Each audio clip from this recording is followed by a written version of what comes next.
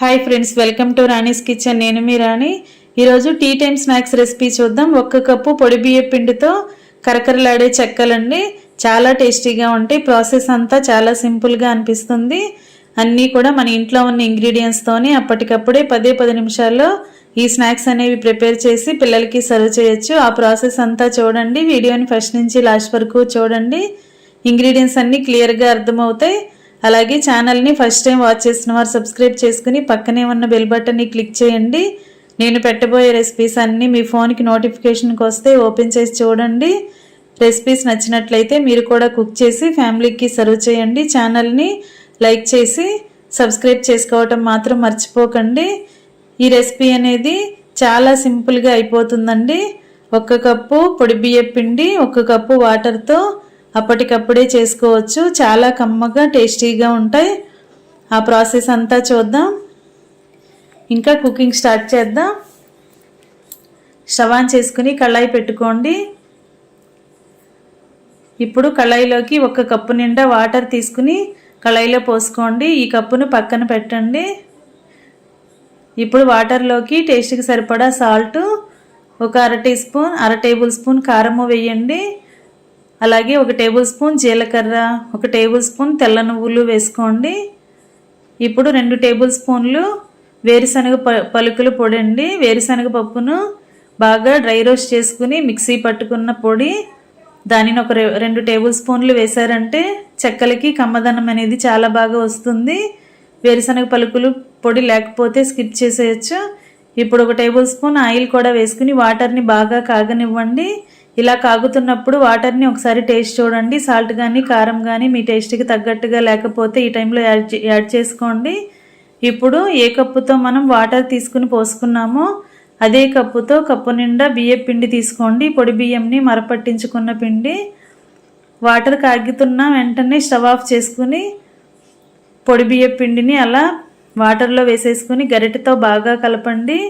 ఉండలు అనేవి ఎక్కడా లేకుండా పిండి పొడి పొడిలాడుతున్నట్లుగా ఇలా గరిటెతో బాగా కలపండి. ఇలా వేడివేడి నీళ్ళతో పిండిని కలిపినట్లయితే మనకి చెక్కలు అనేవి తింటున్నప్పుడు గుల్లగుల్లగా క్రిస్పీగా చాలా టేస్టీగా వస్తాయి.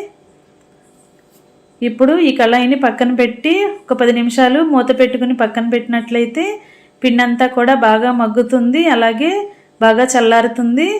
ఇప్పుడు గరిటె పక్కన పెట్టేసుకోండి. చేత్తోనే పిండి అంతా కూడా ఇలా ప్రెస్ చేస్తూ ముద్దలాగా కలపండి. పిండి అనేది చేతులకి అంటుకోకుండా ఉండాలి అంటే 1 టేబుల్ స్పూన్ ఆయిల్ మరలా వేసుకోండి. మనం వాటర్లో కాగుతున్నప్పుడు ఆయిల్ వేసాం కదా, పిండి అనేది ఇంకా అంటుకోదండి.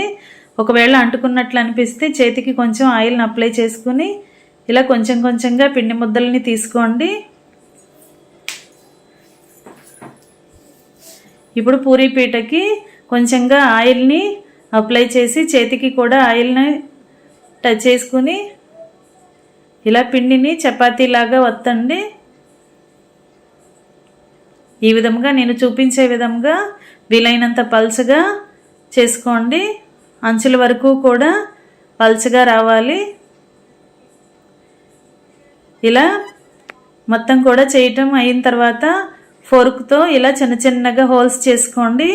ఇలా అక్కడక్కడ చిన్ని బెజ్జాలు పెట్టుకున్నట్లయితే అప్పడాలు అనేవి మనం డీప్ ఫ్రై చేస్తున్నప్పుడు లోపల వరకు కూడా బాగా ఫ్రై అయ్యి తింటున్నప్పుడు క్రిస్పీగా అనిపిస్తాయి. ఈ విధంగా వీలైనన్ని ఎక్కువగా హోల్స్ చేసుకోండి. ఇప్పుడు ఇలా రౌండ్గా ఉన్న ఒక గ్లాస్ కానీ బౌల్ కానీ తీసుకుని దానిని ఇలా బోర్లించి అన్నీ కూడా ఈవెన్గా ఒకే సైజులోకి వచ్చేలా ఇలా కట్ చేసి పెట్టుకోండి. ఈ విధంగా కట్ చేసామంటే అప్పడాలన్నీ కూడా ఒకే సైజులోకి వస్తాయి.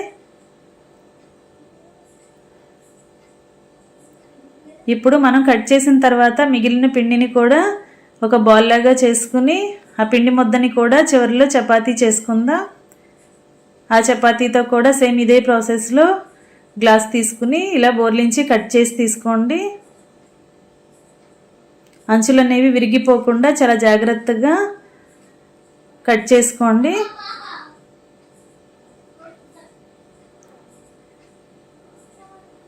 ఇలా చేసుకున్న వాటిని ఒక ప్లేట్లో పెట్టుకోండి. మరలా ఇదే ప్రాసెస్తో వేరొక పిండి ముద్దని కూడా తీసుకుని ఇలా చపాతీ కర్రతో ఒత్తుకోండి. అంచుల వరకు కూడా వీలైనంత పల్చగా ఒత్తారంటే ఆయిల్లో వేసిన తర్వాత క్రిస్పీగా ఫ్రై అవుతాయి. సేమ్ ఇదే ప్రాసెస్లో ఫోర్క్తో ఇలా చిన్న చిన్న బెజ్జాలు పెట్టుకుని హోల్స్ పెట్టుకుని గ్లాస్తో ఇలాగే సేమ్ బోర్లించుకుని రౌండ్గా కట్ చేసి తీసుకోండి. ఇలా కట్ చేసిన పిండిని మరలా ఒక చిన్న పిండి ముద్దలాగా చేసుకుని చివరిలో వేరొక చపాతీ చేసుకోవచ్చు. ఇదే విధంగా మనం కలిపి పెట్టుకున్న పిండి అంతా కూడా అప్పడాలను కట్ చేసి తీసుకోండి. ఈ ప్రాసెస్ అంతా చాలా ఈజీగా అనిపిస్తుందండి. చాలా తక్కువ టైంలోనే మనం ఎక్కువగా అప్పడాలను చేసుకోవచ్చు. ఇలా చేసుకున్న తర్వాత కొన్ని వేరొక ప్లేట్లో పెట్టుకుని పక్కన పెట్టుకోండి. ఇలా అన్నీ కూడా ఇదే విధంగా చేసుకున్నాం కదా, ఇలా పల్చగా చేసుకోండి. ఇప్పుడు స్టవ్ ఆన్ చేసి కళాయి పెట్టుకుని డీప్ ఫ్రైకి సరిపడా ఆయిల్ పెట్టుకోండి. ఆయిల్ కాగిన తర్వాత ఇలా అప్పడాలను ఆయిల్లో వేసుకోండి. ఫ్లేమ్ మరీ హైలో ఉండొద్దండి, మీడియం ఫ్లేమ్లోనే వీటిని ఫ్రై చేసుకోండి. ఒకవైపున ఫ్రై అయిన తర్వాత వెనుక వైపు కూడా టర్న్ చేసుకుని రెండు వైపులా ఈవెన్గా ఫ్రై చేసుకోండి.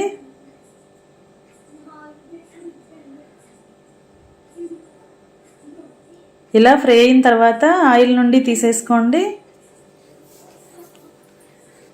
ఇదే విధంగా మిగిలిన వాటిని కూడా డీప్ ఫ్రై చేసుకోవటమే. ఆయిల్ అంతా కూడా కిందకు వచ్చేసిన తర్వాత వేరొక ప్లేట్లో తీసి పెట్టుకోండి. మరలా అదే ఆయిల్లో మరికొన్ని అప్పడాలను వేసుకుని డీప్ ఫ్రై చేసుకోండి. ఇంకా రెడీ అయిపోయాయండి చాలా క్రిస్పీగా టేస్టీగా ఉండే పల్లి బియ్యపిండి చెక్కలు. చాలా కరకరలాడుతూ కమ్మగా అనిపిస్తాయి. తెల్ల నువ్వులు వేసాం, అలాగే వేరుశనగ పప్పుల పొడి వేసాం కదా, చాలా టేస్టీగా ఉంటాయి. మీ అందరికీ నచ్చుతాయి. ఖచ్చితంగా ట్రై చేసి చూడండి. అలాగే ఛానల్ని ఫస్ట్ టైం వాచ్ చేసిన వారు సబ్స్క్రైబ్ చేసుకుని పక్కనే ఉన్న బెల్ బటన్ని క్లిక్ చేయండి. నేను పెట్టబోయే రెసిపీస్ అన్నీ మీ ఫోన్కి నోటిఫికేషన్కి వస్తే ఏ రోజు రెసిపీ ఆ రోజు ఓపెన్ చేసి చూడండి. రెసిపీ కానీ మీకు నచ్చినట్లయితే మీరు కూడా కుక్ చేసి ఫ్యామిలీకి సర్వ్ చేయండి. వీడియోని లైక్ చేయండి. మీ ఫ్రెండ్స్కి ఫ్యామిలీ మెంబర్స్కి రెసిపీ షేర్ చేయండి. మీరు చేసిన తర్వాత ఈ రెసిపీ అనేది మీకు ఎలా ఉందో కమెంట్ చేయండి. మరొక రెసిపీతో మళ్ళీ కలుద్దాం. Thanks for watching. నేను మీ రాణి.